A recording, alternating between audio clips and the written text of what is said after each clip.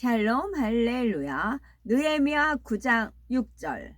오직 주는 여호와시라. 하늘과 하늘들의 하늘과 1월 성신과 땅과 땅 위의 만물과 바다와 그 가운데 모든 것을 지으시고 다 보존하시오니 모든 천군이 주께 경배하나이다. 아멘. 시편 68편 33절. 옛적 하늘들의 하늘을 타신 자에게 찬송하라. 주께서 그 소리를 내시니 웅장한 소리로다. 아멘. 제목은 하늘들입니다.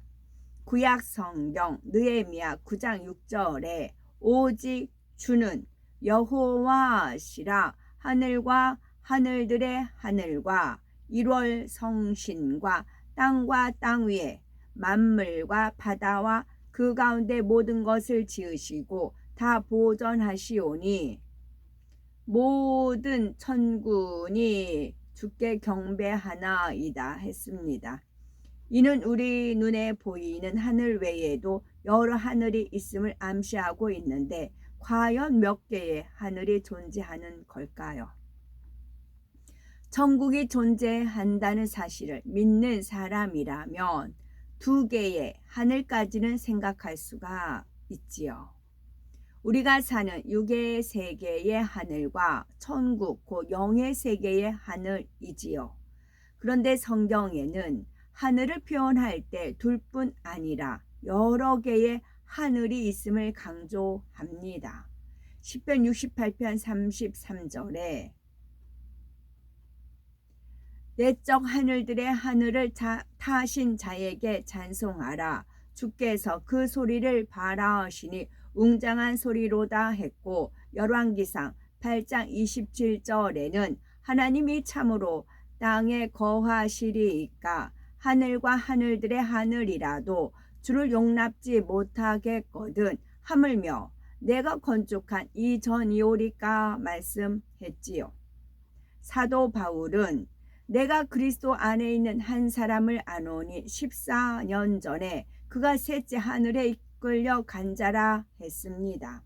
사도 바울이 셋째 하늘에 이끌려 갔다는 것은 첫째 하늘, 둘째 하늘, 셋째 하늘과 그 이상의 하늘도 존재한다는 사실을 암시해 주는 것입니다. 그런가 하면 스데반 집사는 보라 하늘이 열리고 인자가 하나님 우편에 서신 것을 보노라 함으로써 사람이 영안이 열리면 영의 세계를 볼 수 있고 천국에 실존하고 있음을 말해 주지요. 오늘날에도 과학자들도 하늘이 여럿임을 인정합니다.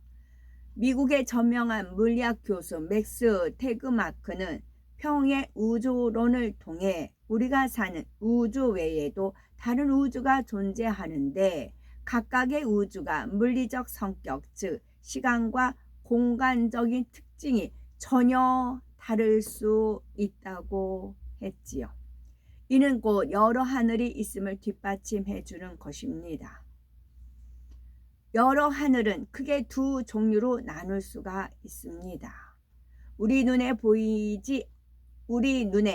보이지 않는 영의 세계의 하늘과 우리가 사는 육의 세계의 하늘이지요.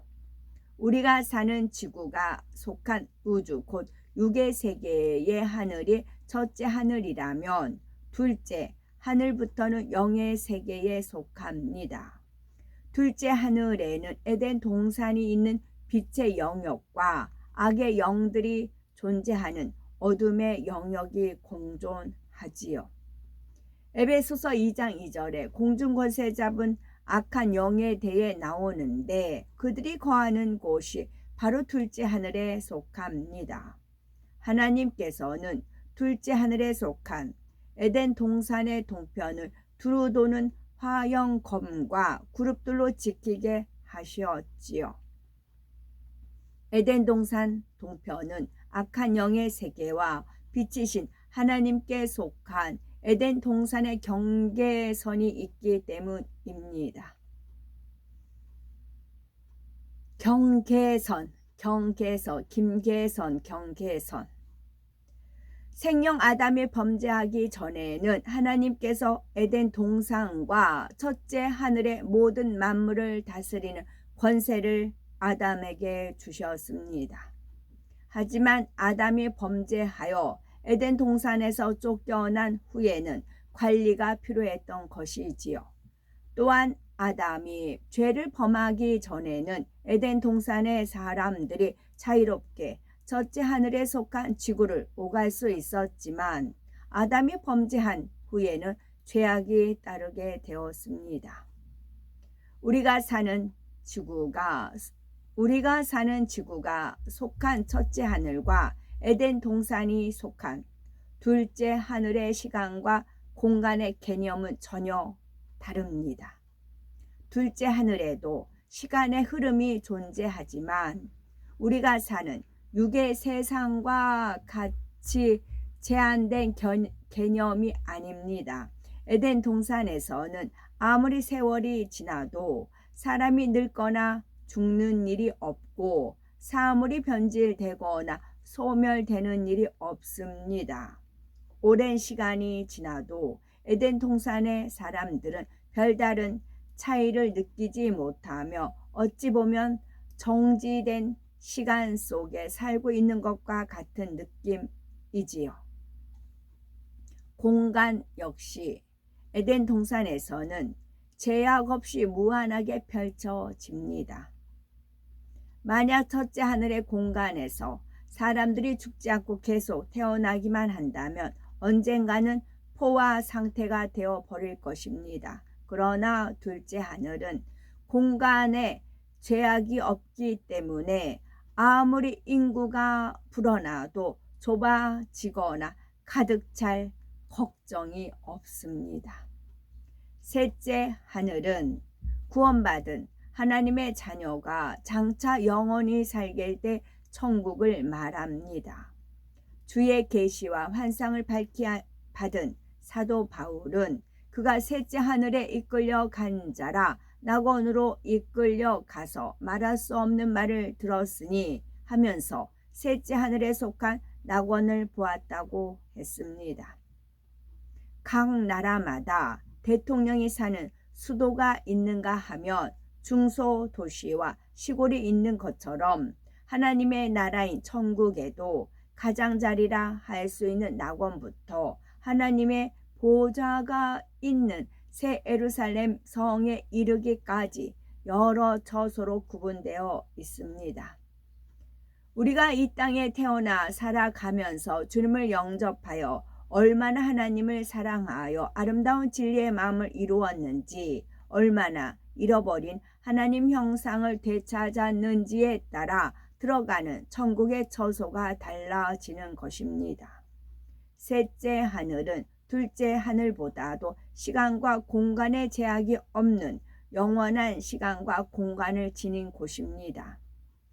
그래서 첫째 하늘에 사는 사람들의 제한적 사고로는 셋째 하늘, 곧 천국의 시간과 공간을 이해하기가 쉽지 않습니다. 예를 들면 고무풍선에 바람을 불어넣기 전에는 풍선 자체의 좁은 면적과 부피가 있지만 얼마나 바람을 불어넣느냐에 따라 자유자재로 풍선의 면적과 부피가 변합니다. 천국의 공간도 마찬가지입니다.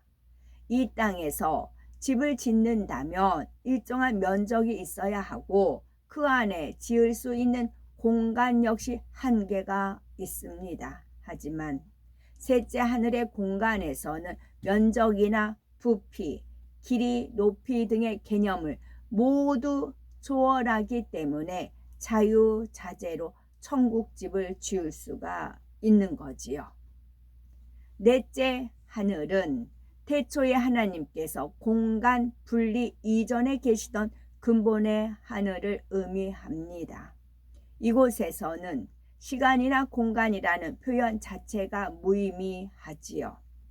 시간과 공간을 초월하여 하나님께서 마음에 품기만 하셔도 즉시 이루어지는 곳입니다. 부활하신 주님께서는 유대인들을 두려워하여 문을 굳게 닫고 집안에 숨어있는 제자들에게 나타나셨죠. 아무도 문을 열어주지 않았는데도 그들 가운데 나타나신 것입니다. 또 호련히 갈릴리 해변에 있는 제자들에게 나타나 함께 식사하기도 하셨죠. 이렇게 40일 동안 이 땅에 계시다가 500여 명이 보는 가운데 구름 속으로 승천하셨습니다. 하물며 근본 하나님께서 계시던 넷째 하늘의 공간은 어떻겠습니까? 태초에 소리를 머금은 빛으로 계시면서 모든 우주 공간을 품고 다스렸듯이 창조주 하나님께서는 오늘날에도 넷째 하늘에 계시면서 첫째 하늘과 둘째 하늘, 셋째 하늘 등 모든 하늘을 지배하고 다스리십니다. 사람들은 창조주 하나님께서 다스리는 광활하고 신비한 모든 하늘에 비하면 작은 점과 같이 제한된 공간 속에서 살아갑니다. 일생 동안 이런저런 복잡하고 어려운 일을 겪으며 풍족한 삶을 위해 아둥바둥 애쓰지요. 모든 하늘을 지배하고 통찰하시는 하나님 편에서는 이 세상의 삶이 조금도 복잡할 것이 없고 어려울 것도 없지만 첫째, 하늘에 속한 사람들에게는 그렇지 않습니다.